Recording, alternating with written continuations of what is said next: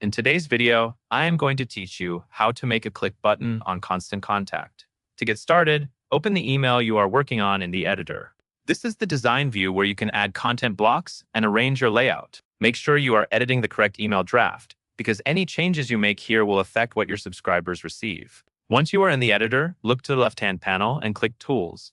This is where Constant Contact keeps the drag and drop elements you can add to your message, like images, text, dividers, and buttons. Using the built-in button tool is helpful because it creates a clean, tappable call to action that stands out more than a plain text link, especially on mobile devices.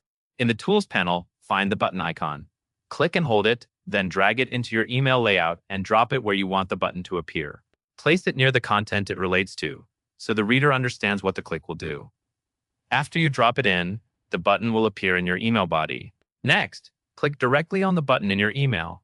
When you select it, a toolbar will open with editing options for the button. In that toolbar, choose Link. This is the setting that controls where the button sends people when they click. After you select Link, choose Web Page. Constant Contact may also offer options like Document or Email, depending on what you want to link to. For a standard call to action that goes to a site, Web Page is the typical choice. Then paste your URL into the link field. Take a moment to confirm the address is correct and complete, including the beginning of the link, so it does not break when someone clicks it. Finally, click Insert to apply the link to your button. At this point, your button is clickable and will direct readers to the destination you chose. It is a good habit to click the button once more to confirm the link is attached properly before you move on. And that is all there is to it.